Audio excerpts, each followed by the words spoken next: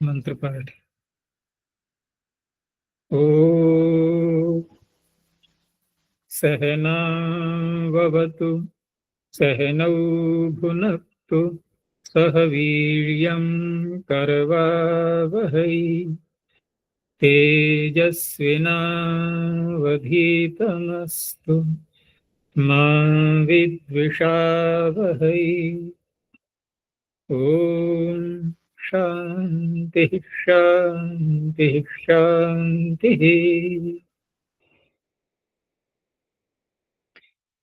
काशिका की 32वीं कक्षा।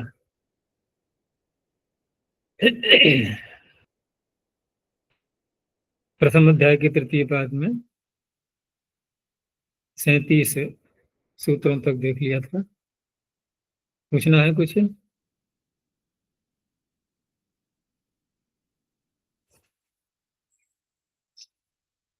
आत्मनेपद के प्रकरण में पीछे हमने सूत्र देखा था, कर्तृस्थे चार शरीरे कर्म, नी धातु की अनुवृत्ति आ रही थी उसमें। आगे 38वां सूत्र आ रहा है, वृत्ति सर्ग तायनेषु क्रमः। अब यहाँ क्रम धातु आ गई, और क्रम धातु धातु पाठ में मूल अवस्था में किस प्रकार की है? परस्मै पद की, क्रमुपाद विक्षेपे। तो इसलिए प्रारंभ में ही कहा कि शेषाद कर्तरि परस्मै पदे प्राप्ते वृत्त्यादिषु अर्थेषु, क्योंकि अर्थ इन्होंने दिए हैं यहाँ पर सूत्र में। तीन अर्थ हैं, वृत्ति, सर्ग और तायन। वृत्त्यादिषु अर्थेषु क्रमेण धातुर आत्मनेपदम भवति। अब अन्य अर्थ होंगे वहां परस्मै पद ही रहेगा। वृत्ति ही का अर्थ किया, वृत्ति ही अप्रतिबंध, रुकावट न होना, प्रतिबंध का न होना। अब ये कुछ शब्दों के विशेष अर्थ आते हैं प्रसंग के अनुसार, तो उनको खोलना पड़ता है। यदि हम न खोलें तो वृत्ति तो अनेक प्रकार से हम प्रयोग करते हैं इसका, अनेक अर्थों में। आजीविका के संबंध में भी करते हैं, व्यवहार के संबंध में भी करते हैं, हमारी जो चित्त की वृत्तियां हैं वो भी वृत्ति हैं सब ये। तो बहुत सारे अर्थों में इसका प्रयोग होता है। लेकिन हम यहाँ इस प्रसंग में क्या अर्थ लेंगे तो वो तो व्याख्याकार बताएंगे ना, उसको खोलना पड़ेगा। या तो बहुत ही प्रसिद्ध एक ही अर्थ चलता हो, फिर तो कोई बात ही नहीं है।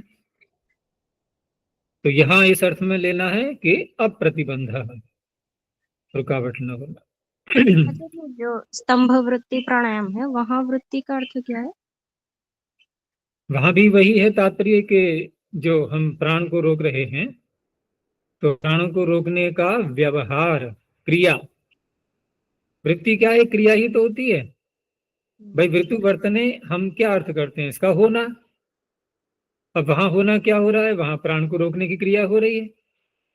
तो क्रिया का स्वरूप क्या हुआ वहां पर? स्तंभ। ये उसका स्वरूप हो गया, प्राण को रोकने की क्रिया का। तो वहां वृत्ति से तात्पर्य वही है जो क्रिया हो रही है। वृत्ति का अर्थ वैसे दर्शन की भाषा में करते हैं, योग दर्शन में तो व्यापार शब्द वहां बोलते हैं उसके लिए। चित्त का व्यापार, ये प्राण का व्यापार हो गया। अब व्यापार को और खोलें तो उसका कार्य, फिर क्रिया पे आ जाएंगे हम। लेकिन यहाँ इस प्रसंग में अप्रतिबंध हो गया। सर्ग, अब देखो सर्ग शब्द का सामान्य रूप से प्रयोग करें तो सृष्टि आदि अर्थों में, रचना, इन सब अर्थों में लेते हैं। लेकिन यहाँ कुछ हो रही है, सर्ग उत्साह। और तायन, तो तायन तायरी धातु है ना, तायरी संतान पालन है। संतान पालन हो, तो उसमें पालन अर्थ को तो हटा दिया, संतान यानी कि सम्यक विस्तार। ठीक है ना। अब उसको खोलने के लिए शब्द लाए इन्होंने, लाया स्फीतता। अब यहाँ स्फीतता में हम संतान अर्थ को संगति लगाएंगे उसकी। तो स्फी धातु का अर्थ देखें तो स्फाई, ओप्यायी, वृद्धो, वृद्धि अर्थ में है ना। जी। तो यहाँ वृद्धि अर्थ में आ रही है। अब वृद्धि है, उधर संतान पालन में संतान शब्द ज्यादा संगत बैठ रहा है, विस्तार हुआ तो वृद्धि तो हुई। तो इस तरह से यहाँ स्फीतता अर्थ से खोला उसको, तायन को।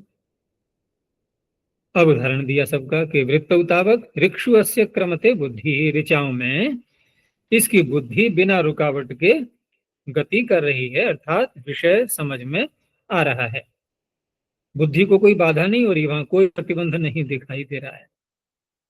तो क्रमते में आत्मनिपद हो गया, न प्रतिहन्यते इत्यर्थः।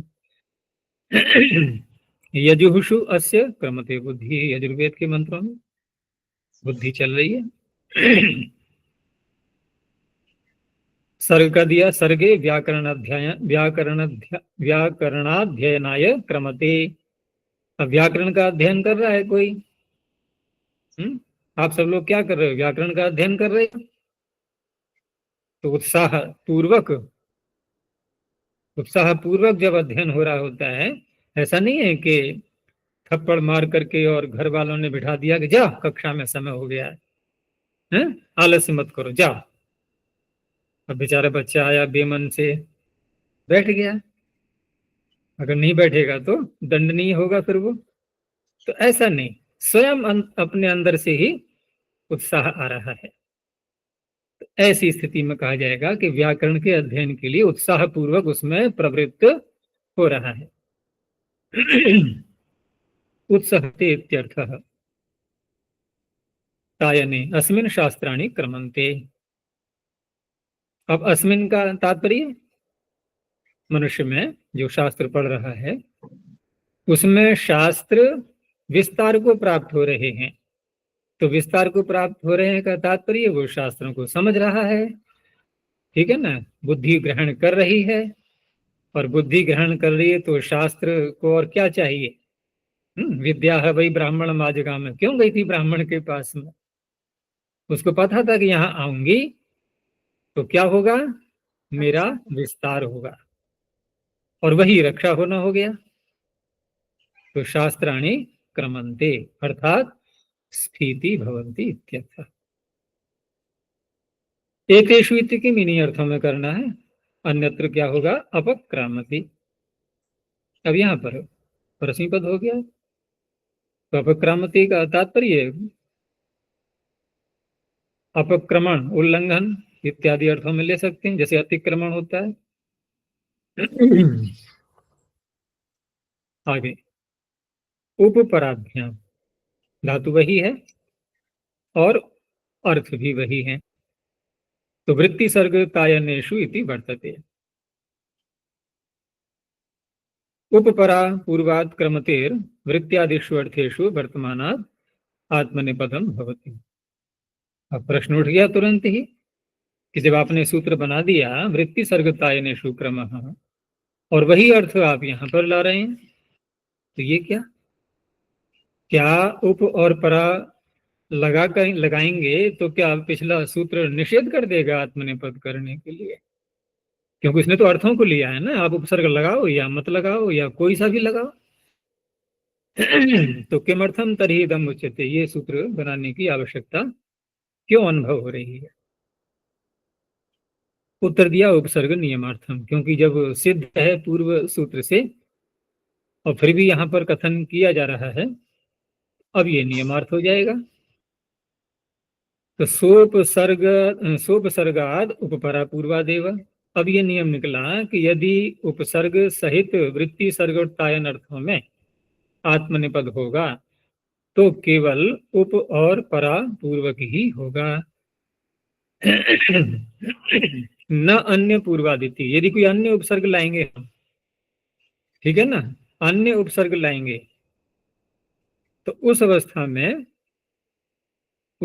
में क्योंकि यहाँ जो ऊपर दिए हैं उप और परा, तो अन्य उपसर्ग लाएंगे और अर्थ यही लें। समझ में आ रहा है नहीं, वृत्ति सर्ग तायन अर्थ यही लें और उपसर्ग उपरा से कोई भिन्न आ जाए, तो इसने नियम कर दिया ना कि इन उपसर्गों का प्रयोग करने पर ही आत्मनिपद होगा इन अर्थों में। अन्य कोई उपसर्ग लाओगे आपके पास ही पद रहेगा।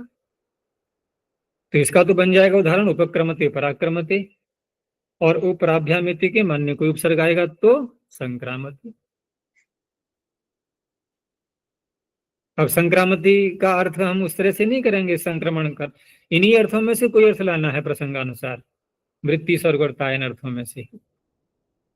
क्योंकि अगला देखो ना, वृत्त्यादिषु इत्येव, होना इन्हीं में है, इन्हीं अर्थों में ही। अब यहाँ पर ऊपर परा का प्रयोग भी किया, लेकिन अर्थ भिन्न है यहाँ पर। उपक्रामति पराक्रामति क्या अर्थ है, ये तो फिर किसी वाक्य में प्रयोग जैसा भी प्रकरण चल रहा है उसके आधार पर होगा, लेकिन ये इन तीन अर्थों में से नहीं होगा।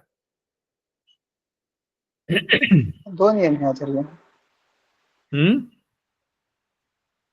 अर्थों का भी नियम और उपसर्ग का भी नियम। नहीं, अर्थ का नियम उपसर्ग लगाते हुए, उपसर्गों की बात चल रही है ना यहाँ पर। उपसर्ग का यदि प्रयोग साथ में होगा और यही अर्थ होंगे तो इन्हीं उपसर्गों के साथ में होगा आत्मनेपद।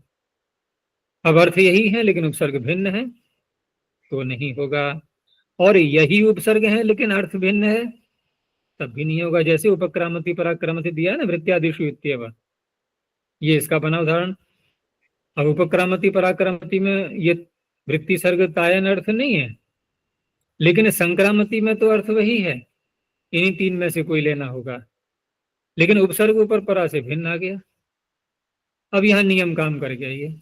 अब ये सूत्र न होता तो संक्रामति में क्या होना चाहिए, इन अर्थों में करेंगे तो पूर्व सूत्र से आत्मनेपद होना चाहिए ना, ये तात्पर्य है इसका। आचार्य जो हम प्रकृति और प्रत्यय नियम ऐसे कहते हैं, यहाँ पे ऐसा नहीं है ना, अर्थ और उपसर्ग नियम ऐसा।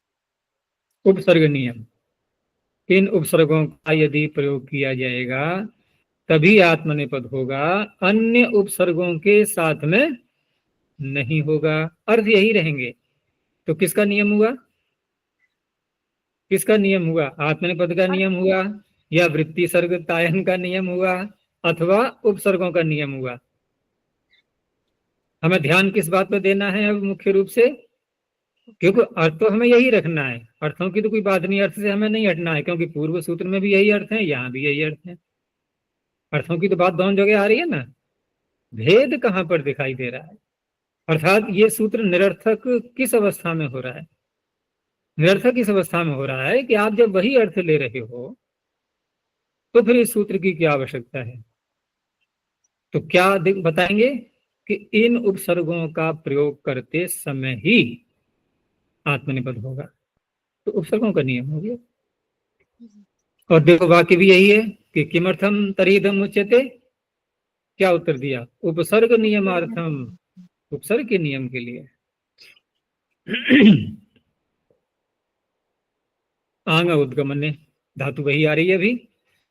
अब देखो यहाँ पर आंग उपसर्ग लिया, पीछे क्या कहा था कि वृत्ति सर्ग तायन अर्थ होने पर और उपसर्ग यदि लगा रहे हैं तो आत्मनेपद केवल ऊपर परा के साथ ही होगा। अब जो आंग का उदाहरण आगे देंगे तो स्पष्ट है कि वहां पर वृत्ति सर्ग तायन अर्थ के क्षेत्र से बाहर निकल चुके अब ये, और जब बाहर निकल गए तो ये जो दोनों सूत्र हैं ये तो आत्मनेपद नहीं करेंगे अब, ठीक है ना। अब उसको नहीं कहेंगे हम नियमार्थ अगला सूत्र, क्योंकि उसने अर्थ ही बदल दिया, उद्गमन अर्थ ले लिया ना। अब तो आंग पूर्वाद क्रमतेर उद्गमने वर्तमानाद आत्मनेपदम भवति, आक्रमते आदित्य, ठीक है ना, आदित्य अब उद्गमन यानी कि निकल रहा है, उदय हो रहा है। आक्रमते चंद्रमा, चंद्रमा कौन सा वचन है, आक्रमणते होना चाहिए ना। एक वचन। तो कहीं कहीं भ्रांति हो जाती है ऐसी अगर हम सावधानी नहीं रखेंगे, क्योंकि एक वचन में ही ऐसा बनता है, चंद्रमा चंद्रमसौ चंद्रमसः। अब व्यवहार में क्योंकि हम लोग हिंदी भाषी हैं तो चंद्रमा चंद्रमा चंद्रमा करते चले आए, अरे यहाँ तो विसर्ग लग गए हैं, बहुवचन का होना चाहिए, है ना। आक्रमणते ज्योतिषी, ये क्या है, बहुवचन नहीं ज्योतिषी क्या है, ज्योति तारे ताराएं, ठीक है ना इनको, हाँ यद्यपि सारे सूर्य ही है वो, अगर हम देखें वास्तविकता में तो सूर्य ही तो हैं सब। अच्छा, ताराओं का है, कुछ ग्रह भी दिखते ना ऐसे। चलो मान लिया हमने, कौन से सौर मंडल के? हमारे अपने सौर मंडल के। ग्रह तो और सौर मंडलों के भी हैं, तो अपने सौर मंडल के ग्रह तो बहुत प्रसिद्ध हैं। वो तो कभी कभी बृहस्पति चमकता है, कभी शुक्र चमकता है, ये तो दो मुख्य हैं ही। शनि भी चमक जाता है ना। और बुध भी संभवतः प्रातः काल को थोड़ा सा बताते हैं, पूरा मुझे पता नहीं है। लेकिन अन्य में तो ये नेपच्यून प्लूटो आदि जो दूर हैं ये तो कहीं दिखाई देने वाले हैं नहीं, तो अपने ही सौरमंडल के सारे नहीं दिखते। फिर दूसरी बात कि ये यदि चमकेंगे तो इनमें टिमटिमाना नहीं होता है, स्थिर प्रकाश होगा। जैसे चंद्रमा टिमटिमाता है क्या? कभी कम कभी अधिक कभी कम, ऐसे तो नहीं होता ना, क्योंकि यहाँ सूर्य से प्रकाश आ रहा है, स्थिरता रहेगी उसमें। लेकिन जो तारे हैं जो टिमटिमाते हैं, ये सब क्या है? ये सूर्य हैं, इनका अपना अपना प्रकाश है। और क्यों टिमटिमाते हैं? क्योंकि वहां भयंकर विस्फोट होते रहते हैं निरंतर। कभी तो अग्नि की निरंतरता रहती है वहां प्रकाश की। तो ज्योतिष तात्पर्य यहाँ पर अन्य ताराएं। उद्गमन इति किम, तो आक्रामति माणवकः कुतुकम। अब यहाँ उद्गमन अर्थ नहीं है। अब ये कुतुक, कुतु शब्द सुना होगा, कुतु जो सूत्र आता है ना, कुत्वाट पक्ष, तो ह्रस्व अर्थ में छोटा कुतु होता है, उसे कहते हैं कुतुक। वो जो घी निकालने का होता है ना, एक ग्रामीण क्षेत्र में देखें तो महिलाएं जो मट्टी के पात्र में घी रखती थी और उसको निकालते थे, तो घी हल्का सा जम तो जाता है, ये तो हाथ गंदा न करना पड़े, तो वही कुतुब जैसा, जैसे कि कोई कपाल होता है ना, ऐसे करके स्टील का या किसी का बना हुआ, उससे घी निकालते हैं। अब तो ये सब प्रयोग नहीं होते इस प्रकार के। अब तो घी रखने के भी पात्र विभिन्न प्रकार के आने लगे हैं। तो वो कुतुब है, यहाँ पर माणवक उसको निकाल रहा है। क्या किस तरह से लेंगे, यहाँ ये प्रसंग कोई हो तो पता चले पूरा। तो वह उसको पकड़े हुए है। अवक्रामति माणवकः कुतुपम, जो अर्थ किया है व्याख्याकारों ने, अवष्टभनाति। और अवष्टभनाति स्तंभ धातु जो है ना, ये अब लगा करके अवष्टंभ, रुकना रोकना, ठीक है ना, जकड़ लेना उसको। जैसे अपने पेट में भी जब कब्ज हो जाती है ना, तो मल का क्या हो जाता है? अवष्टंभ, रुकना। तो ऐसे, तो यहाँ ये अर्थ नहीं है उद्गमन का, इसलिए यहाँ पर परसी पद हो गया। अब वार्तिककार ये कह रहा है कि आपने उद्गमन तो ले लिया, आंग उद्गमन है, लेकिन इसको थोड़ा सीमित करना होगा, ठीक है ना। हर वस्तु के उद्गमन में आंग लगा करके आप आत्मनिपद नहीं करेंगे, अपितु ज्योति के उद्गमन में ही आत्मनिपद करना है। ज्योतिरुद्गमन इति वक्तव्यम, ऐसा कहना चाहिए। जैसे कि इह माभूत आक्रामति धूमो, हर्म्य तलात, पृथ्वी के तल से धूम उठ रहा है, ऊपर को धुआं उठ रहा है ना, तो उद्गमन तो हो ही रहा है ना। लेकिन ये ज्योतिष नहीं है, ये है धूम। तो ये वार्तिक ना हो तो यहाँ भी आत्मनिपद की प्राप्ति होने लगेगी आंग उद्गमन सूत्र से। तो आगे वे है पाद व्यारण्य, अभी धातु वही है। विपूर्वात् क्रमते है पाद विहरणे अर्थे वर्तमानात् आत्मनेपदम भवति। अब जिन शब्दों के प्रसंगानुसार अर्थ अलग अलग प्रकार के होते हैं, तो वहां फिर व्याख्याकारों को खोलना होता है। तो ऐसा ही विहरण शब्द भी है। अब विहरण तो वहां भी होता है कि घूमना, विहार, विहरण, लेकिन यहां पर क्या अर्थ लेंगे? विक्षेप। अब यहाँ विक्षेप किस प्रकार का है? क्योंकि क्रम धातु के साथ में हमें जोड़ना है इसको, तो क्रम का जब जो मूल अर्थ है उसको देखते हैं, क्रमोपाद विक्षेपे, पैरों को चलाना ही होगा। तो यहाँ जो पैरों का चलाना है वही विक्षेप है। और वहां जब भी लगा दिया गया है साथ में, तो विशेष रूप से अब ये पैरों का आगे बढ़ाना हो रहा है। तो उसी को यहाँ कहा जा रहा है। जैसे सुष्ठु विक्रमते, अब और स्पष्ट करने के लिए साथ में सुष्ठु या साधु विशेषण भी लगा दिए क्रिया के, कि अच्छी प्रकार से पैरों को गति दे रहा है। तो सुष्ठु विक्रमते, साधु विक्रमते, और स्पष्ट किया कि अश्वादि नाम गति विशेषो विक्रमणम उच्यते। देखा होगा कभी कभी सैनिक परेड करते हैं अश्वों के साथ में, तो कितने लयबद्ध गति से वो आगे बढ़ते हैं। और विशेष प्रशिक्षण दिया जाए अश्वों को तो वो नृत्य भी कर लेते हैं, अगले पैरों से थिरकते हैं। देखा है कभी? नहीं। अगले पैरों से ताल के साथ में, संगीत के साथ में उनको थिरकाया जाता है, वो भी ट्रेनिंग दी जाती है। अब क्योंकि चारों पैर तो नहीं हटा पाएंगे वो एक साथ, तो अगले पैरों से करते हैं। चारों पैरों से भी करेंगे तो फिर दाएं बाएं हिलते हुए, और ऐसे करे, कभी इधर के पैर कभी इधर के पैर उठा उठा के वहीं रखते हैं। तो यहाँ गति जो हो रही है जैसे परेड के रूप में होती है, उस तरह से सुष्ठु विक्रमते, साधु विक्रमते।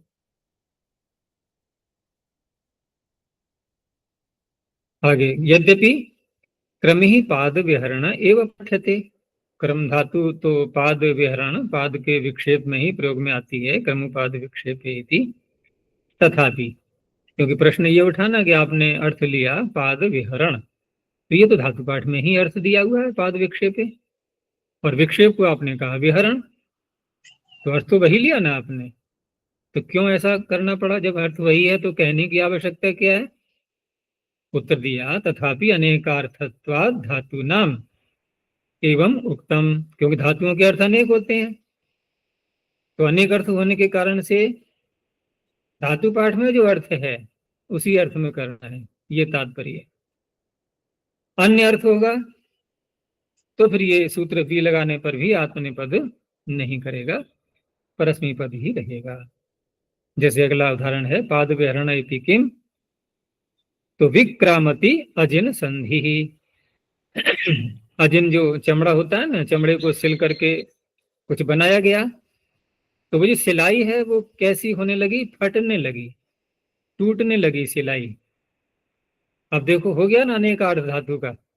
जब पाद विहरण अर्थ है, पाद विक्षेप अर्थ है, क्रम पाद विक्षेप है, तो ये सिलाई फटना अर्थ कहां से आ गया?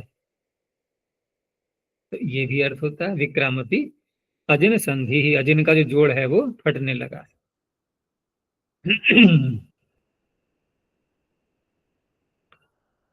प्रोपाभ्याम समर्थाभ्याम, धातु अभी वही है, तो प्र उप इत्येताभ्याम उपसर्गाभ्याम परस्मात् क्रमते आत्मनेपदम भवति। साथ में कहा कि तौ चेत प्रोपौ समर्थौ अर्थात तुल्यार्थौ भवतः। अब देखो, समर्थ का अर्थ क्या किया इन्होंने? तुल्यार्थ। ये कैसे बन गया? हम जैसे देखें, जैसे समर्थ पद विधि में है तो सम का अर्थ संगत, लेकिन ये सम नहीं है। क्या है फिर? सम, अकारांत सम शब्द। अब अकारांत सम शब्द है और अर्थ के साथ में समास करें कि समः अर्थः ययोः, जिनका समान अर्थ है, दो है ना, प्र और उप, तो समार्थ बनना चाहिए।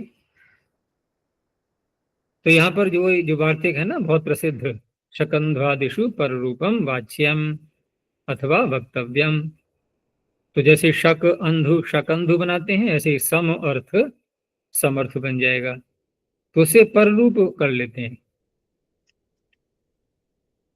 अब प्रश्न ये उठा कि प्र और उप आपने कहा कि ये तुल्य अर्थ वाले होने चाहिए, तो इनकी तुल्य अर्थता हम कहां पर घटाएंगे? क्व च अनयोस तुल्यार्थता। तो प्र में तो स्पष्ट है, आदि कर्म में इसका प्रयोग करते हैं ना, क्रिया का प्रारंभ, प्रक्रम बहुत प्रसिद्ध शब्द है। तो क्रिया का जो प्रारंभ होता है अर्थात आदि कर्म, वहां पर प्र और उप ये दोनों एक ही अर्थ को कहने लगते हैं, तो वही अर्थ लेना है यहाँ। तो प्रक्रमते भोक्तुम भोजन करना प्रारंभ कर रहा है। उपक्रमते भोक्तुम, इसका भी वही अर्थ हुआ। समर्थाभ्याम इति किम। अब यदि समान अर्थ नहीं होगा दोनों का, जैसे पूर्वेद्यु प्रक्रामति, जो दिन बीत गया उस दिन तो वो गया था, जाता है, पूर्वेद्यु प्रक्रामति, और इनके एक दिन पीछे वो जाता है, और अपरेद्यु उपक्रामति, अगले दिन आ जाता है। तो प्र का अर्थ घटा जाने में, उप लगा दिया तो अर्थ बदल करके हो गया अब आना। तो प्र और उप समानार्थक नहीं हुए, इसलिए यहां पर परस्मी पद ही रहा। इनका अर्थ हो गया गच्छति और आगच्छति। अब कहा कि ठीक है, आप इस सूत्र से भले ही न करो यहाँ समान अर्थ न होने के कारण से, लेकिन जो पीछे 39वीं संख्या पर सूत्र है उपपराभ्याम, तो वहां उपपराभ्याम इससे क्यों नहीं होता आत्मनेपद। तो कहा कि आप भूल गए क्या, अरे वहां तो 3 अर्थ लिए थे विशेष, वृत्ति, सर्ग और तायन। तो उन अर्थों के न होने के कारण से यहाँ नहीं हो पाएगा, वो अर्थ यहाँ घट ही नहीं पा रहे हैं। उप और परा लग जाए ये, क्योंकि यहाँ पर परा और उप है ना, और वहां क्या था, उप और परा। तो एक तो ऐसा है ना जी, यहाँ भी आ गया वहां भी आ गया, आ तो गया, लेकिन यहाँ प्र के साथ में ही मिलाना है हमें, समान अर्थ तभी तो होगा, प्र के साथ में भी मिलाना है। इसलिए प्र के साथ में जब मिलाएंगे तो वृत्ति, सर्ग, तायन में से कोई भी अर्थ नहीं आ पा रहा है जहां ये दोनों समानार्थक हो जाएं, इसलिए उस सूत्र से प्राप्त नहीं था। तो उसी का उत्तर दिया कि वृत्त्यादि ग्रहणम तत्र अनुवर्तते ततो अन्यत्र इदम प्रत्युदाहरणम, उनसे भिन्न अर्थों में यहाँ प्रत्युदाहरण बनेगा प्रक्रामति और उपक्रामति में।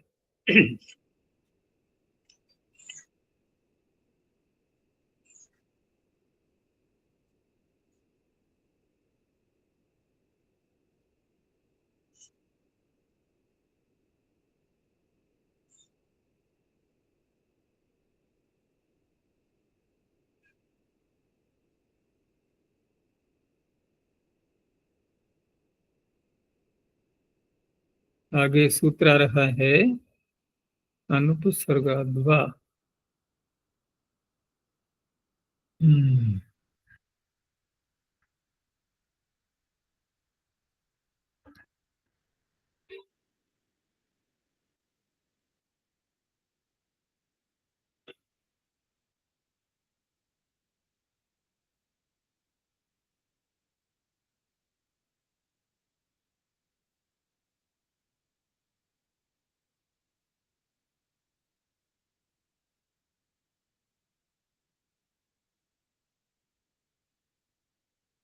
दिख रहा है।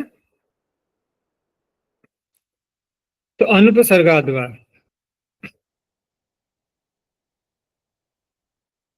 अब यहाँ पर देखो, अब तक जो बात हुई थी उपपरा, यहाँ भी उपसर्ग, फिर आंग, फिर बी, फिर प्र और उप, अब हटा दिया उपसर्गों को, और जहां प्रारंभ किया था क्रम धातु का, वहां था कोई उपसर्ग, भाव उपसर्ग तो नहीं था, लेकिन वो अर्थों की एक सीमा लगा दी थी, वृत्ति, सर्ग और तायन। अब यहाँ पर कुछ भी नहीं है, उपसर्ग भी सारे हटा दिए, अब चाहे कोई भी अर्थ हो, ठीक है ना, अब विकल्प से होगा। तो अनुपसर्गाद् वा क्रम इति वर्तते अप्राप्त विभाषेयम। क्यों कहा इन्होंने अप्राप्त विभाषा, क्योंकि जब कोई भी उपसर्ग नहीं होगा तो सीधा शेषात् कर्तरी सूत्र ही तो लग रहा था, अर्थात आत्मनेपद प्राप्त नहीं था, इसलिए ये हो गया अप्राप्त विभाषा। इन उपसर्ग वियुक्तात् क्रमते आत्मनेपदम वा भवति, तो बिना उपसर्ग के क्रमते भी कह सकते हैं और क्रमति। अनुपसर्गादिति के, अब यदि अन्य कोई उपसर्ग लगाएंगे और पीछे के भी अर्थ कोई है नहीं, तो शेषात् कर्तरी से केवल परस्मै पद ही होगा, जैसे संक्रामति। अब धातु बदल गई आगे, अपहनवे ज्ञः शेषात् कर्तरी परस्मै पदे प्राप्ते जानाते है अपहनवे वर्तमानाद आत्मनेपदम भवति, क्योंकि धातु क्या है, ज्या, धातु पाठ में क्या है, ज्या अवबोधने। अवबोधने। तो यहाँ परस्मी पद की धातु है, तो शेषाद कर्तरी से परस्मी पद की प्राप्ति थी। लेकिन अपनव अर्थ जब लेंगे उस अवस्था में आत्मनिपद होगा। अब ये अपनव क्या है, तो हुनुंग धातु को देखें तो क्या अर्थ है उसका, नुंगपनयने। तो वहां तो तात्पर्य हुआ हटाना, हटाना तो अर्थ होगा ना।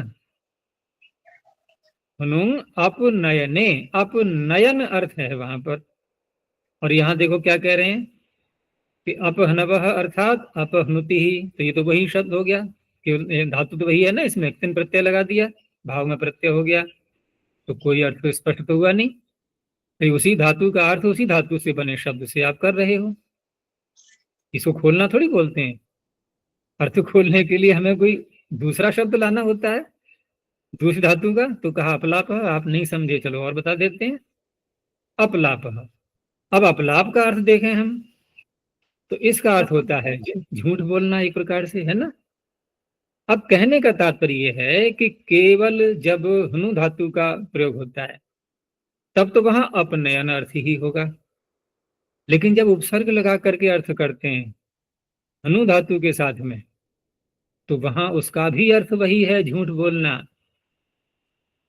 अगर कहीं ये वाक्य प्रयोग किया जाए कि देवदत्त अपहनुते, ठीक है ना, तो क्या अर्थ होगा उसका, देवदत्त झूठ बोल रहा है, मिथ्या भाषण कर रहा है।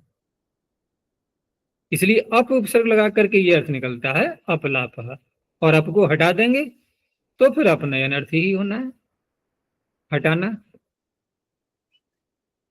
तो सोपसर्गश्च अयम अपहनवे वर्तते। अब यहाँ ज्या धातु की बात आई कि ज्या धातु का अर्थ तो अवबोधन है, ये झूठ बोलना कहां से आ गया। तो कहा कि जब सोपसर्ग धातु ये होती है, और वो भी उपसर्ग में भी एक सीमा रहेगी, कौन सा उपसर्ग लगाएंगे, तो अप ही लगाना होगा। तो उस अवस्था में ये अपनव अर्थ में आती है। बिना उपसर्ग के अब केवल धातु का ही प्रयोग करेंगे तब तो वो अवबोधन अर्थ में ही आनी है, तो न केवल, केवल नहीं, उपसर्ग के साथ। तो शतम अपजानीते, अब वही अर्थ करना है कि किसी ने किसी से 100 रुपए लिए या लेना है, तो कोई झूठा बहाना करना है, अमुक कार्य के लिए मुझे चाहिए, और ले लिए हैं तो निषेध कर रहा है, नहीं लिए हैं तो कुछ भी हो सकता है, मिथ्या भाषण कर रहा है। कितने के लिए, 100 रुपए के लिए। सहस्र के लिए कर रहा है तो सहस्रम अपजानीते। अपलपति इत्यर्थः। लप धातु तो बोलने अर्थ में आती ही है, रप लप व्यक्तायाम वाची। अपहनवैति के, अब मिथ्या भाषण अर्थ नहीं होगा तो ये सूत्र आत्मनिपद नहीं करेगा। जैसे कि न तुम किंचिदपि जानासी, तो अपी तो यहां पर भी आ रहा है, लेकिन ये अपी भी अर्थ में है, ये उसके साथ हम मत जोड़ना है इसको। तो यहां जानासी में कोई भी उपसर्ग नहीं है, इसलिए वह अर्थ भी नहीं निकल पाया। निषेध तो हो रहा है कि तू कुछ भी नहीं जानता है, लेकिन ये वास्तविकता कही जा रही है। यहाँ झूठ बोलना अर्थ नहीं है, न जानना और झूठ बोलने में तो अंतर है ना। झूठ बोलने वाला सत्य को जानता है कि नहीं, जानता है। तभी तो कहा जाएगा झूठ बोल रहा है। अब वो जानता ही नहीं है सत्य क्या है उत्तर, और हम कहें झूठ बोल रहा है, ये वाक्य संगत नहीं होगा। जान होते हुए, जानकारी विद्यमान रहते हुए, और हम उससे विपरीत भाषण कर रहे हैं, ये होता है मिथ्या भाषण। तो ज्या धातु का ये हो गया। अब कहा अकर्म काच्य। अब यहाँ अकर्म काच्य जब कहा तो पीछे तो अपहनव अर्थ में है, लेकिन अन्य किसी अर्थ में लाएंगे हम, तो उस अवस्था में तो, क्योंकि ज्या धातु, एक सूत्र आएगा आगे शेषाद कर्तरी से पहले, अनुपसर्गाज्य, अर्थात यदि ज्या धातु के साथ में कोई भी उपसर्ग न हो तो उस अवस्था में यदि क्रिया का फल कर्ता को मिलता है तब क्या होता है, आत्मनेपद। इतना स्पष्ट हुआ। तो जहां आत्मनेपद होता है क्रिया का फल कर्ता को मिलने पर, तो वहां तो ये सूत्र करेगा नहीं आत्मनेपद, वो तो हो ही रहा है वहां अनुपसर्गाद्य यहाँ सूत्र से। लेकिन जहां पर क्रिया का फल अन्य को प्राप्त हो रहा हो, तो वहां वो सूत्र आत्मनेपद नहीं कर पा रहा था, उसके लिए फिर ये सूत्र करेगा। इसलिए इस प्रारंभ में कह दिया कि अकर्तृभि प्रायार्थम इदम, कर्तृभि प्राय ही अनुपसर्गाज्य वक्ष्यति, ये सूत्र आगे कहा जाएगा, उसी से हो जाएगा। तो जानाते हैं अकर्मकाद अर्थात अकर्मक क्रियावचनाद आत्मनेपदम भवति। अब सर्पिशो जानीते, अब सर्पिश शब्द घी के लिए प्रयोग होता ही है। तो सर्पिशो जानीते में यहां क्या हो रहा है? सर्पिश शब्द में कौन सी विभक्ति है? ये कर्म ही तो है ये।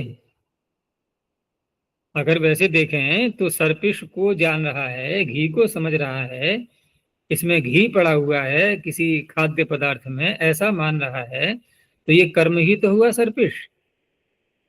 तो कर्म होते हुए भी इसको शेष विवक्षा में यहां पर ज्यों विदर्थस्य करणे, नहीं ज्यों विदर्थस्य,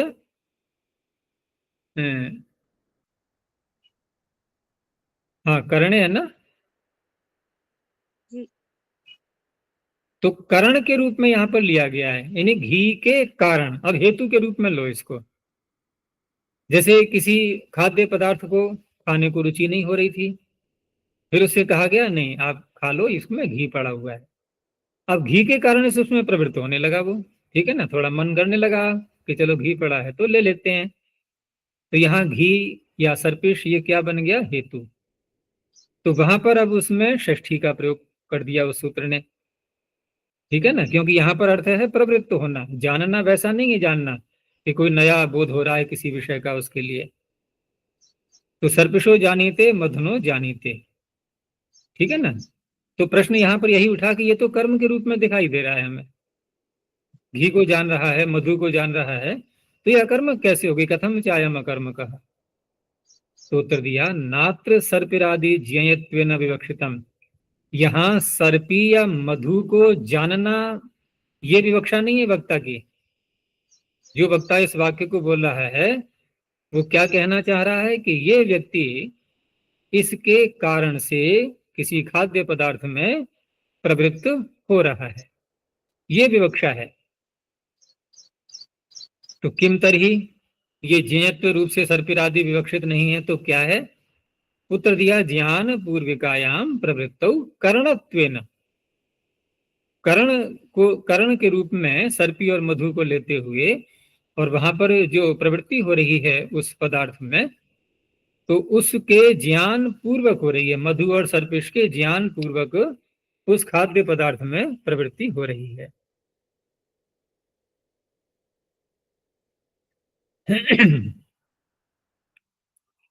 तथाच आगे सूत्र दे ही दिया है कि ज्यों विदर्थ से करणे इति षष्ठी विधीयते, इसे षष्ठी यहां पर की गई है। सर्पिशो जानीते मधुनो जानीते, अर्थात सर्पिशा उपाये न प्रवर्तते। सर्पिश जो उसको उपाय दिखा उस पदार्थ में प्रवृत्त होने का, उपाय क्या होता है? उप आय, समीप जाना, या अथवा गति के कितने अर्थ होते हैं? ज्ञान गमन प्राप्ति, प्राप्ति भी तो होता है, समीप प्राप्त होना। परमात्मा से कहते हैं ना कि सुपायन है वो, पूरा बोलो ना प्रारंभ से। अग्ने सुपायन, कि हे अग्नि आप कैसे बन जाओ मेरे लिए? सुपायन। केवल उपाय से भी जो है संतुष्टि नहीं हुई, सुअर लगा दिया, बहुत अच्छी प्रकार से प्राप्त होने वाले बन जाओ, सुपायनो भव। तो यहाँ क्या है कि सर्पिश रूपी जो उपाय उसको दिखाई दिया, समीप में पहुंचाने का एक साधन, उसमें प्रवृत्त होने का साधन, उससे प्रवृत्त हो रहा है। अकर्म का आदित्य किम। अब यहाँ तो पुत्रम जानाति स्पष्ट है कर्म, स्वरेण पुत्रम जानाति, आवाज से पहचान लेते हैं ना किसी को बिना देखे। किसी ने आवाज दी, अगर पूर्व परिचित है तो हम बता देंगे बिना देखे ही कि अमुक की आवाज है ये। तो स्वरेण पुत्रम जानाति, स्वर से पुत्र को पहचान रहा है, ये सकर्मक हो गई। संप्रतिभ्याम अनाध्यान है, जी हाँ, इति वर्तते, ऊपर से वही चल रही है। सकर्म का अर्थम इदम, अब ये सकर्मक के लिए है, क्योंकि जब पिछला सूत्र अकर्म का कह ही दिया उसने, सर्वत्र आत्मपद कर दिया, कोई विशेष अर्थ भी नहीं बताया था, तो सभी अर्थों में आ जाएगा, वो चाहे अनाध्यान अर्थ हो या कोई भी अर्थ हो। इसलिए ये सूत्र बनेगा अब सकर्मक के लिए। तो सम प्रति इत्येवं पूर्वात जानाते है अनाध्याने वर्तमानाद आत्मनेपदम भवति। अब ये अनाध्यान के अर्थ को तो खोलना होगा, क्योंकि वैसे यदि देखें तो ध्यान फिर उसका विपरीत अनाध्यान, तो सीधा सा अर्थ निकलता है तो ध्यान न लगाना, ठीक है ना। तो उस अर्थ में नहीं लेना है, यहाँ आध्यान का अर्थ किया इन्होंने पहले, उसके बाद नए समास करेंगे कि आध्यानम उत्कंठा स्मरणम, उत्कंठा पूर्वक, बहुत तीव्र उत्कंठा अंदर से हो रही है और फिर याद आने लगी उस अपने प्रियजन की, तो उत्कंठा पूर्वक जब स्मरण होगा उसे तो कहेंगे आध्यान। अब उत्कंठा पूर्वक स्मरण नहीं है तब हो जाएगा अनाध्यान, उससे भिन्न कोई अर्थ है, वो भिन्न कुछ भी अर्थ हो सकता है, आध्यान अर्थ न हो बस। तो शतम संजानीते सहस्रम संजानीते, शतम प्रतिजानीते सहस्रम प्रतिजानीते, तो यहाँ क्या है ये भाई, 100 रुपए लिए हैं, ठीक है, उसको स्वीकार कर रहा है, कोई बात नहीं है, इस तरह से अर्थ होगा।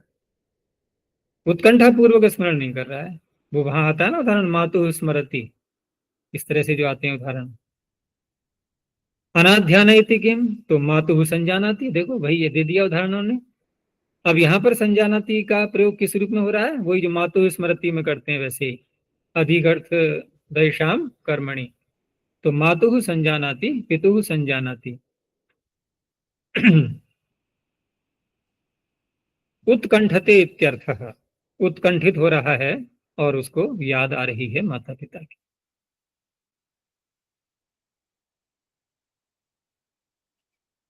आगे भाषणोपसंभाषा ज्ञान यत्न विमत्युपमंत्रणेषु वदः। अब यहाँ पर धातु बदल चुकी है, वद धातु दी गई है, तो शेषात कर्तरी परस्मै पदे प्राप्ते, क्योंकि वद व्यक्तायम वाची परस्मै पद की है। भाषणादिषु विशेषणेषु, जब ये अर्थ लगाए जाएंगे, इन अर्थों से विशेषित जब ये धातु बनेगी, उस अवस्था में वदते है आत्मनेपदम भवति। अब इन शब्दों के अर्थ भी स्पष्ट करने होंगे, तो भाषण तो स्पष्ट है वैसे, दीप्ति ही, भाष दीप्त, उदाहरण इसका बन जाएगा वदते चारवी लोकायते, ये उदाहरण बहुत देते हैं ये। तो चारवी जो आचार्य हैं, चारवाक के प्रवर्तक, वो अपने दर्शन में लोकायत में वदते दीप्त हो रहे हैं, और उसको स्पष्ट किया वाक्य के अर्थ को कि भासमानः दीप्यमानः तत्र पदार्थान व्यक्ति करोति इत्यर्थः, अर्थात स्वयं उस विषय से योग्यता को लेते हुए, दीप्यमान होते हुए, और उसमें वर्णित पदार्थों को व्यक्त कर रहे हैं। उपसंभाषा, उपसंभाषा का अर्थ किया उपसांत्वनम, उपसांत्वन, सांत्वना देना किसी के लिए, तो कर्म करान उपवदते, कर्मचारियों में कभी कभी रोष आ जाता है, उनकी कोई मांग, ठीक है ना, तो उसके लिए सांत्वना दे रहा है उनको, उनकी इच्छा को पूरी करते हुए या अन्य किसी प्रकार से, तो उपसांत्वयति। ज्ञान का तो वही अर्थ है सम्यक अवबोध, तो वदते चारवी लोकायते, फिर वही उदाहरण आ गया। अब इसका अर्थ क्या बनेगा कि जानाति वदितुम, इनकी चारवी जो है लोकायत में वह बोलना जानते हैं, अर्थात उनको सम्यक अवबोध है उस विषय का, इसलिए बोल रहे हैं। यत्न शब्द आया सूत्र में, तो यत्न उत्साह। अब वैसे यत धातु का यति प्रयत्न है, एक सामान्य ही है, लेकिन यहाँ पर उत्साह विशेष प्रयत्न बन जाएगा एक प्रकार से वो। तो क्षेत्रे बदते गेहे बदते, क्षेत्र और गेह में उत्साह दिखा रहा है। इसका तात्पर्य है कि क्षेत्र के विषय में उत्साह दिखा रहा है, उत्साह बोल रहा है, तो कैसे कैसे प्रकट करेगा? भाई क्षेत्र के विषय में जानकारी पर्याप्त है, उसको दूसरों को बता रहा है, या क्षेत्र में मैं ऐसा ऐसा कार्य कर सकता हूँ, मैं तैयार हूँ करने के लिए, खेती करूंगा, जोतूंगा, सारे कार्य करूंगा, इन उत्साह पूर्वक अपनी रुचि उसमें दिखा रहा है। ऐसे ही घर के विषय में भी, कि मैं घर का संचालन कर सकता हूँ, इस तरह से। विमति नानामति, विरुद्ध मति, एक दूसरे की विपरीत।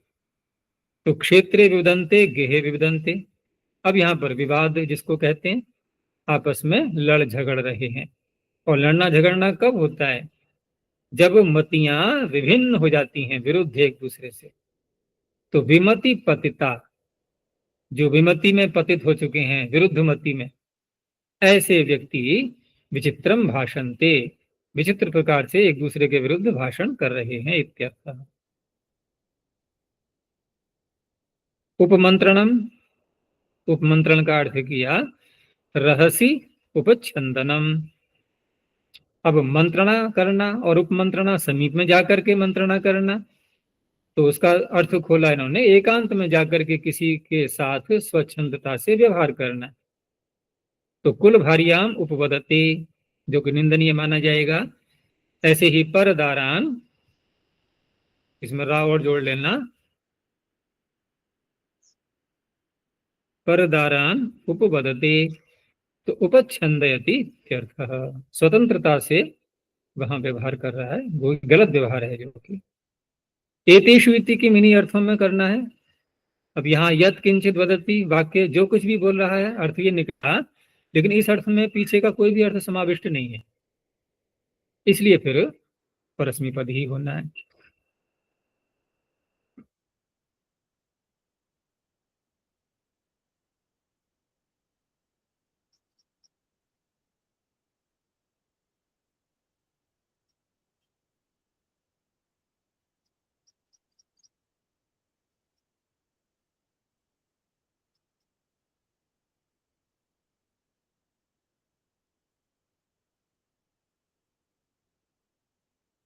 अगला सूत्र है व्यक्तवाच्याम समुच्चारण।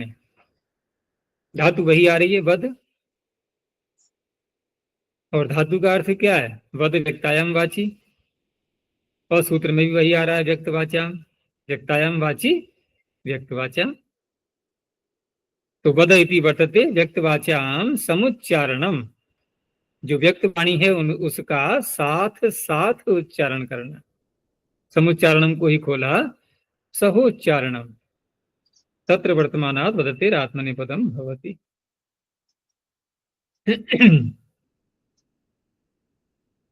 तो प्रश्न उठ गया कि जब धातु पाठ में अर्थ यही है तो आपको कहने की क्या आवश्यकता है यहाँ?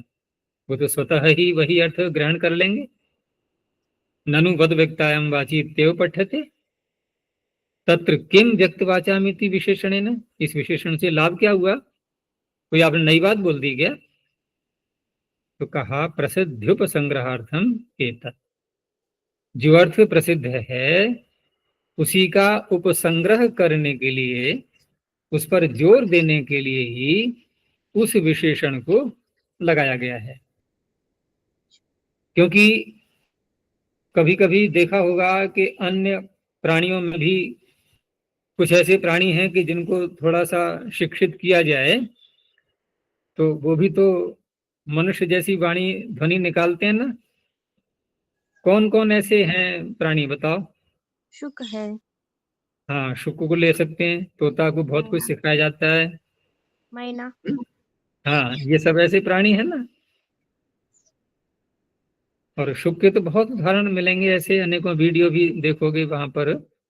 कुछ तो खैर एआई टेक्निक से बना ली जाते हैं आजकल, भले ही वो न बोल रहे हों, लगता है कि वही बोल रहे हैं, लेकिन फिर भी काफी सीमा तक जो है ये शिक्षित हो जाते हैं, तो उनका भी समुच्चारण हो सकता है ना, साथ साथ तो बोल सकते हैं वो। तो यहाँ जो प्रसिद्ध अर्थ है, अब प्रसिद्ध अर्थ से क्या कहना चाह रहे हैं ये, कि अन्य प्राणियों के संभाषण में ये अर्थ प्रसिद्ध नहीं है। व्यक्तवाच्याम, व्यक्तवाणी बोलना, ये किसमें प्रसिद्ध है? मनुष्यों के लिए।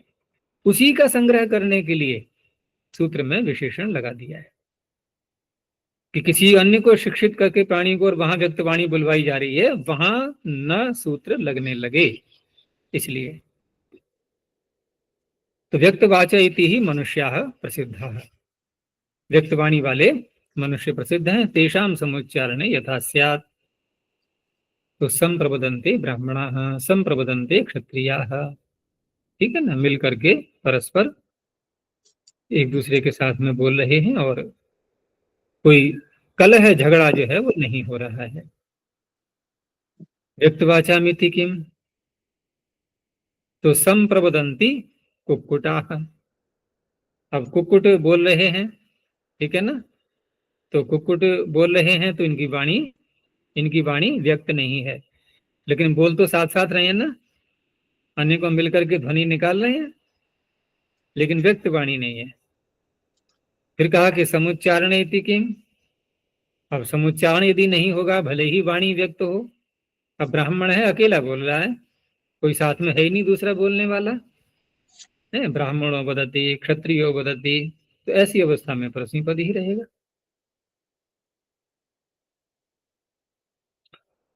अनोर अकर्मकात्,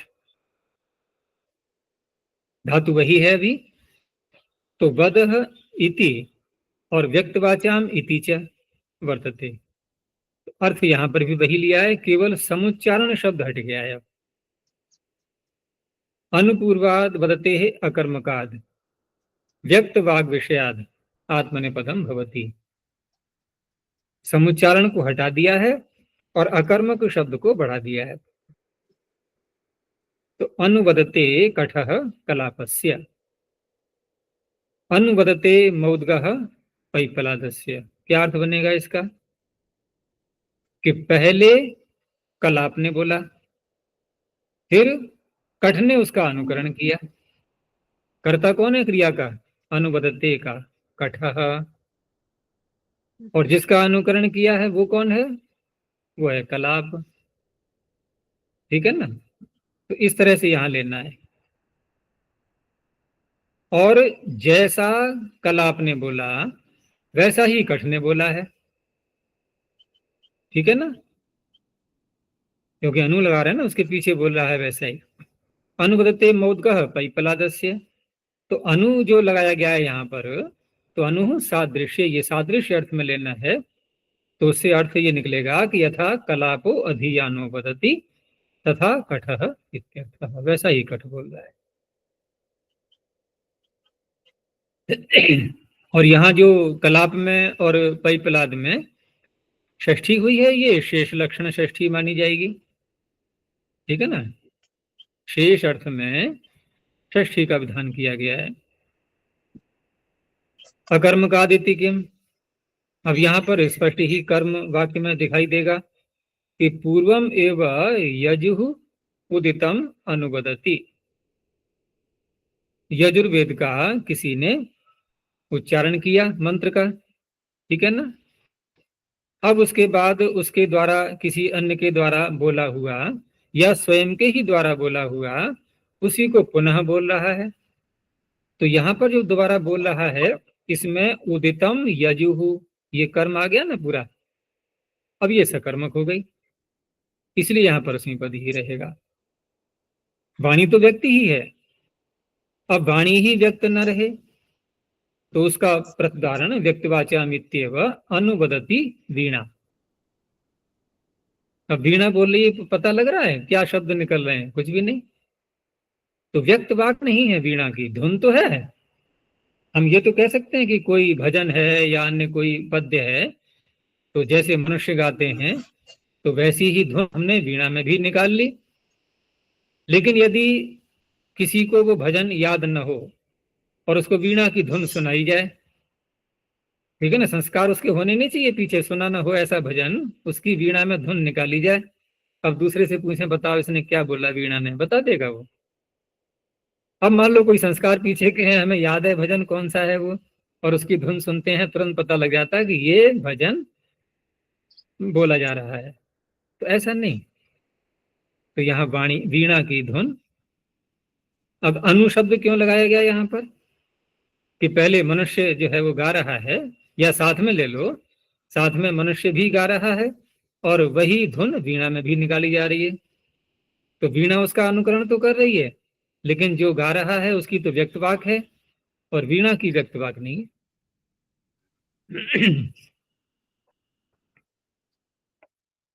विभाषा विप्रलापे, अभी वद धातु ही है, तो वद इति वर्तते व्यक्तवाचाम समुच्चारणे इति च, ये भी साथ में ले लेंगे। अब यहाँ जो अनोर कर्मकात में समुच्चारण नहीं था, लेकिन यहाँ इन्होंने उसको लिया है, तो विप्रलापात्मक व्यक्तवाचाम समुच्चारण है। अब यहाँ वाणी भी व्यक्त है, उच्चारण भी साथ साथ हो रहा है, लेकिन वो उच्चारण है कैसा, वो उच्चारण हो रहा है विप्रलाप, एक दूसरे के विरुद्ध हो रहा है, एक मत नहीं है परस्पर, जैसे कहीं शास्त्रार्थ होता है, बहस करते हैं। तो व्यक्तवाचाम समुच्चारणे वर्तमानाद् वदते आत्मने पदम भवति विभाषा। अब यहाँ कहा गया प्राप्त विभाषेयम, बताओ किससे प्राप्त थी, आत्मने पद किससे प्राप्त था, व्यक्तवाचम। व्यक्तवाचाम समुच्चारणे, क्योंकि सारी बात घट रही है यहाँ पर। अब वहां ये तो कहा नहीं था कि विरुद्ध बोलो या एक मत होकर के बोलो, ये थोड़ी कहा गया था वहां। कैसे भी हो वाणी व्यक्त होनी चाहिए और साथ साथ बोलना भी होना चाहिए, तो यहां भी ऐसा ही है, इसलिए प्राप्त विभाषा हो गई विप्रलाप होने से। तो विप्रवदंते सांवत्सराः, ज्योतिषी परस्पर विरुद्ध, एक दूसरे के विरुद्ध प्रलाप कर रहे हैं, कोई कुछ कह रहा है कोई कुछ कह रहा है, एक मत हो ही नहीं पा रहे हैं। विप्रवदंती सांवत्सराः, ये इसका अर्थ दिखा दिया, वो जो है उसका परस्मी पद का दिखा दिया। ऐसे ही विप्रवदंते मऊहूर्ताः, तो सांवत्सरा मऊहूर्ता लगभग समानार्थक है। भाई जिन्होंने संवत्सरों का अध्ययन किया वो सांवत्सर, जिन्होंने मुहूर्तों का, ये सब ज्योतिष के अंतर्गत ही आएंगे। विप्रवदंती मऊहूर्ता, युगपत परस्पर प्रतिषेधेन विरुद्धम वदंती इत्यर्थ, एक दूसरे का खंडन करते हुए, है खंडन करेंगे तो विरुद्ध ही बोलना होगा, तो विरुद्धम वदंती विप्रलापयति किम। अब यदि विरुद्ध बोलना नहीं है तब तो फिर पूर्व सूत्र से नित्य ही, व्यक्तवाचाम समुच्चारण से नित्य ही आत्मनिपद रहेगा, संप्रवदंते ब्राह्मण। व्यक्तवाचाम इत्येव, अगर वाणी व्यक्त नहीं है तो ये सूत्र नहीं लगेगा, भले ही विरुद्ध बोल रहे हो। तो विप्रवदंती शकुनयः, पक्षी बोल रहे हैं, तो पक्षी कैसे बोलते हैं विरुद्ध एक दूसरे के,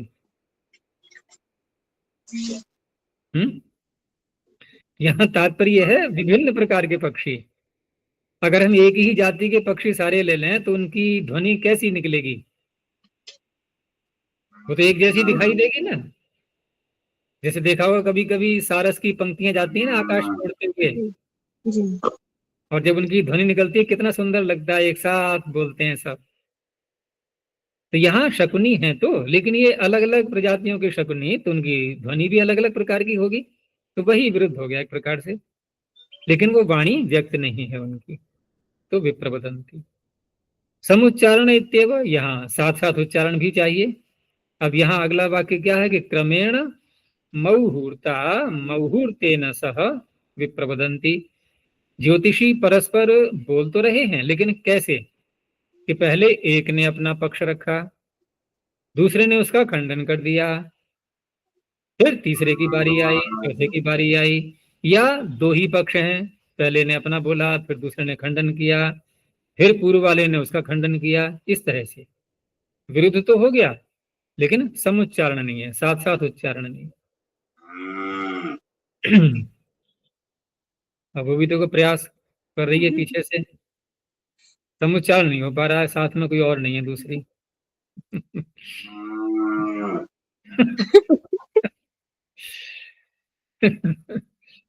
पशु पक्षी भी अध्ययन कर रहे हैं ना व्याकरण का। आगे अवाद ग्रह। अब यहां धातु बदल चुकी है। ग्री निगरणे, तो ये तो है तुदादिगण की, तुदादो पठ्यते, तस्येदम ग्रहणम, उसी का यहाँ ग्रहण करना है। न तो ग्री शब्दे इति क्रियादि पठितस्य। कहा क्यों, आप उसका क्यों नहीं कर रहे? क्योंकि सूत्र में है ग्रह, तो ग्रह देखो, न तो ये तुदादि का संकेत दे रही है और न ही क्रियादि का संकेत दे रही है। सीधा ग्री को उठा करके ngसी प्रत्यय जोड़ दिया, ठीक है ना, और यण आदेश कर दिया, तो पता नहीं चल रहा है ना कौन से गण की है। तो कहा हम क्रियादि की इसलिए नहीं ले पाएंगे क्योंकि अब उपसर्ग सूत्रकार बता रहे हैं, तो अब उपसर्ग लगा करके शब्दार्थक जो गृह धातु है उसका प्रयोग नहीं मिलता। अब गृणाति कहने का तात्पर्य ऐसा प्रयोग नहीं मिलता, तो तस्य ही अब पूर्व से प्रयोग एवं नास्ति। तो तुदादिगण की ले ली गई, निर्णय हो गया। अब तुदादिगण की जो गृह है वो परस्मी पद की पड़ी हुई है, तो शेषात इति परस्मी पदे प्राप्ते अब पूर्वाद गिरते है आत्मनेपदम भवति।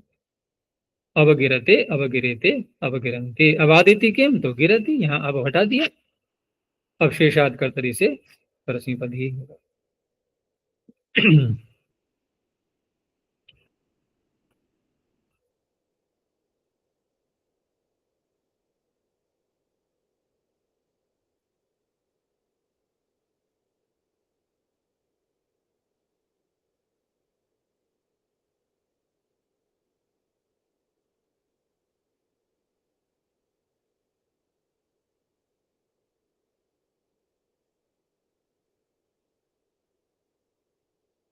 अगला पृष्ठ, अच्छा हाँ है घुमाने का इसमें।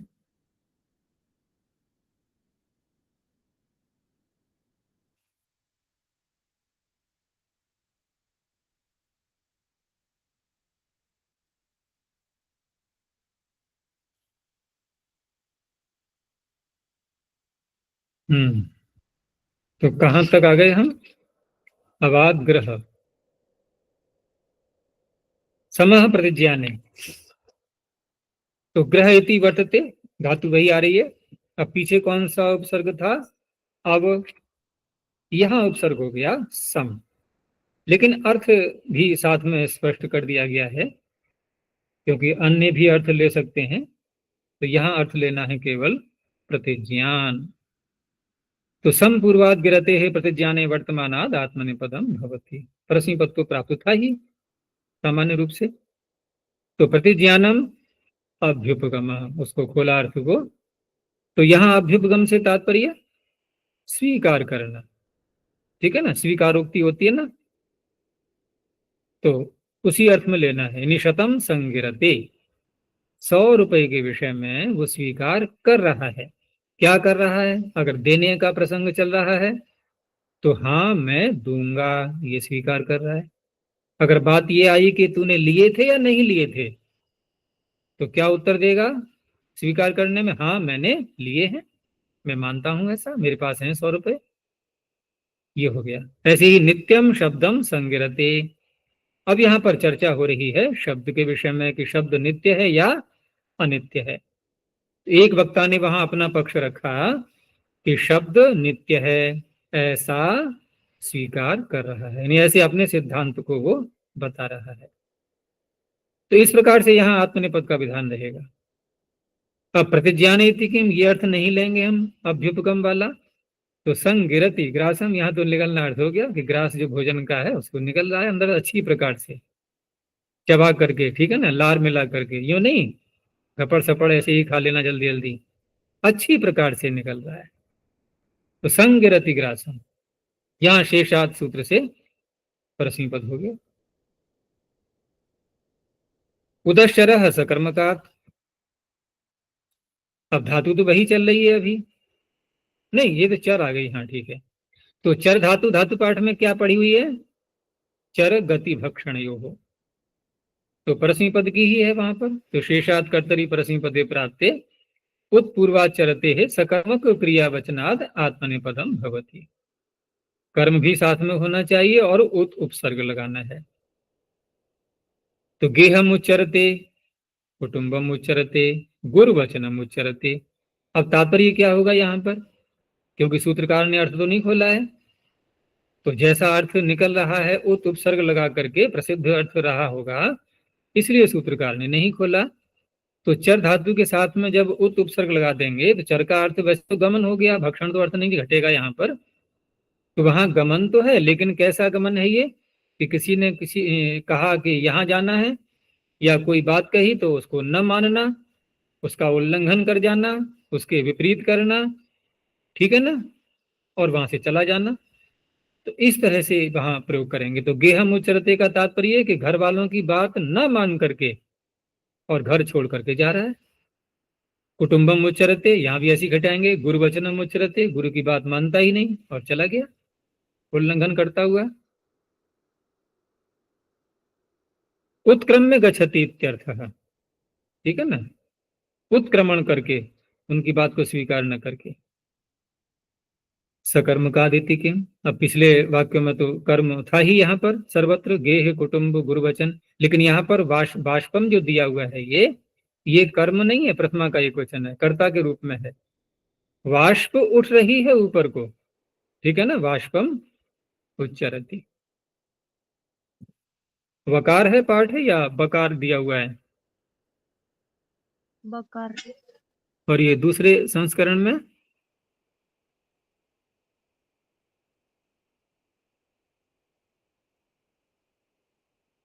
उसमें दिखाई दे रहा है, बड़ा करके देखना। बाष्प है यार, जल्दी वाला। वाह, वकार बका। व ही बकार है है। ना? हाँ, तो दोनों ही ब, मिलते हैं पाठ इसमें। व और ब में वैसे भी व ब र और ल ये सब में अभेद माना गया ना, तो कोई सा भी मिल सकता है। आगे समस्त तृतीया युक्तात्, चर धातु ही चल रही है। तो सम पूर्वात चरते तृतीया युक्तात् आत्मनेपदम भवति। पीछे था सकर्मकात्, यहाँ है तृतीया युक्तात्। तो तृतीया युक्तात् का तात्पर्य क्या हो गया? तृतीयांत कोई शब्द वो धातु के साथ में जुड़ा होना चाहिए, क्योंकि वैसे देखते हैं तो लकार तो तृतीया में नहीं आते। लकार जो आएंगे प्रायः कर्ता में, कर्म में, भाव में, इसी में तो होते हैं। तो क्रिया के साथ में संगति कैसे लगाएंगे तृतीयांत की? तो तृतीया से योग बना कहाँ, उसका संबंध हम कैसा मानेंगे? अब कर्म यदि आता है तो कर्म में तो कह सकते हैं भाई क्रिया का कर्म तो होता ही है कोई। क्या यूं भी कहा जाएगा क्रिया का करण तो होता ही है कोई? ऐसा नहीं बोलते ना व्यवहार में। तो यहाँ पर मात्र केवल उसके तृतीयांत शब्द जोड़ करके और हमें क्रिया का प्रयोग करना है, बस यही तात्पर्य वहां है, आगे बताएंगे। तो संपूर्वा चरते तृतीया आपने पदम भवती। तृतीया इति तृतीया विभक्तिर गृह्यते, तृतीया विभक्ति जो है वो यहाँ पर तृतीया शब्द से ली गई है। और तया, उस तृतीया के द्वारा है योग कैसे होगा, संबंध कैसे होगा क्रिया के साथ में? तो तया चरते अर्थ द्वार को योग, धातु का जो अर्थ बन रहा है उस अर्थ के साथ में तृतीयांत के साथ उसको जोड़ना है। जैसे चर का अर्थ हो गया गमन, अब गमन तो कर रहा है, लेकिन गमन ऐसे नहीं हो रहा है, कोई साथ में साधन भी है। जैसे अश्विन संचरते, घोड़े से गमन कर रहा है, नहीं घोड़े से जा रहा है, घोड़े पर सवारी कर रहा है ना। तो यहाँ चर यानी गमन तो हो रहा है, लेकिन उस गमन में जो तृतीयांत अश्विन शब्द है इसके साथ में जुड़ करके वो गमन, इनकी क्रिया जो हो रही है वो तृतीयांत के साथ में जुड़ करके हो रही है, तृतीया का जो अर्थ निकल रहा है। अब यहां देखो प्रत्युदाहरण में कि तृतीया युक्तादित्य के, तो इस वाक्य में उभौ लोकौ संचरसी इमं च अमुम च देवल, संबोधन में है ये देवल, हे देवल तुम क्या कर रहे हो कि दोनों लोकों में संचरण कर रहे हो, इसमें भी और उसमें भी। तो यहाँ इमम अमुम उभौ लोकौ ये सब कर्म आ गए नहीं आ गए सारे इसमें? तृतीया तो इसमें एक भी नहीं है, अर्थात संचरण क्रिया के साथ में किसी तृतीयांत शब्द को नहीं जोड़ा गया है। यद्यपि अत्र तदर्थ योग संभवती, अब संचरण कर रहा है तो हम ये तो मान सकते हैं कि हाँ कोई साधन तो होगा, क्योंकि भिन्न भिन्न लोकों में जाना तो ये तो है नहीं कि ऐसे ही उड़ के जा रहा है आकाश में, कोई साधन तो होगा ना। तो उसके साथ में योग तो हो सकता है तृतीया के अर्थ के साथ में, लेकिन तृतीया तो न श्रूयते, यहाँ पर तृतीया वाक्य में सुनाई तो नहीं दे रही है। इति प्रत्युदाहरणम भवति, इसलिए यहाँ प्रधान बन गया है।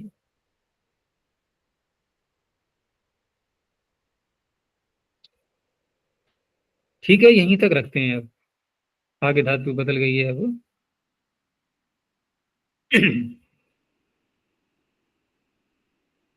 प्रणव ध्वनि। ओ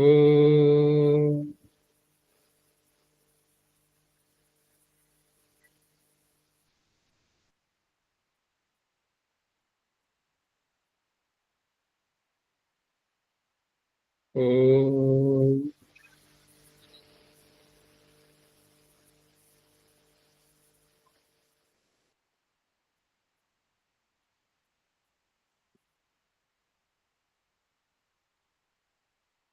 ओ